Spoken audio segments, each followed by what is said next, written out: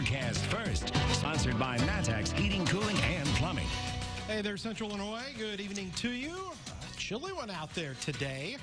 But a beautiful sunset. That's a live look from a roofing dog eye at Gibson Area Hospital camera in Gibson City at this 5 o'clock hour, where we've got clear skies for the most part and temperatures that are falling once again.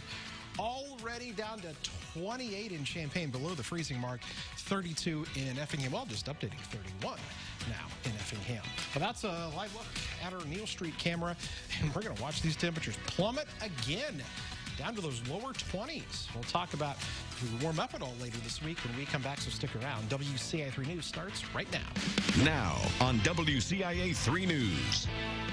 It's slow going on one interstate tonight. We'll tell you what's causing the backup. Plus, a teenager died after a fire this weekend. The new information we have this evening. And it's a day to help children in need. How you and others are doing that in our Day of Giving.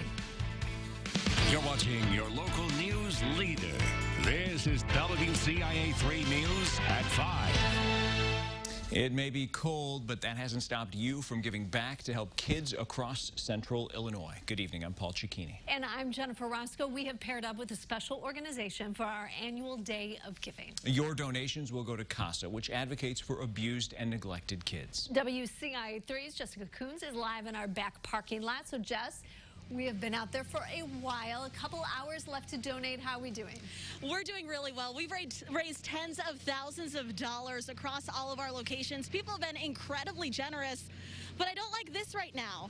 I am walking through our drive-thru. We need cars in here for the next 2 hours. So if you're able, if you're willing, we've got a socially distanced setup for you to come donate to Casa. Now, if you don't know, Casa stands for Court-Appointed Special Advocates. And what they do is they partner adults with kids in the foster care system who are abused and neglected, as you heard. They then are the voice for these kids as they go through the court system. And this drive is especially important this year because in several areas, including Champaign County, the need for this program is rising. All of these kids have been abused and neglected to the point that the court needs to get involved, and obviously it's not their fault that they're in the system. Nobody asked to be abused and neglected, so it's our role and responsibility to take care of them, to make sure that everything is being put in place for them to be successful, whether it be in school, whether it be get the proper counseling they need, to be placed in a safe and loving home. So I can't think of it really a much more important cause than abuse and neglected kids, to make sure that we're caring for them. So any money you donate today will go to this organization to help them care for those kids, get them partnered up with their advocates. We are all over Central Illinois tonight, not just in Champaign County. We are in Charleston, Danville, Decatur, Effingham, and Bloomington. All of them have these socially distanced setups for you to come donate. But if you're not comfortable, that's okay. You can also donate online. Go to WCIA.com right now. You can also, you're probably on your phone right now. You probably have it in your hand, right? Text Give Casa to 21,000. You can donate that way to donate directly in Champaign County. Again, we're out here for a couple of more hours, so come join us and we'll wave to you from the car. We'll send it back in for now. All right, I know that we've raised our goal to $40,000 now. We're going to get there. Yes, I think so. Okay, thank you so much, Jess. We'll check back with you in a little bit. In other news now, part of I-74 near Danville is blocked after two semis crashed in the eastbound lane. This photo sent to us by Carnegie Towing and Repair. You see the aftermath right there.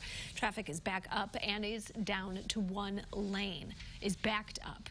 One of the trucks was carrying potatoes, and those spilled across the interstate, and those need to be cleaned up. No word if anyone was hurt.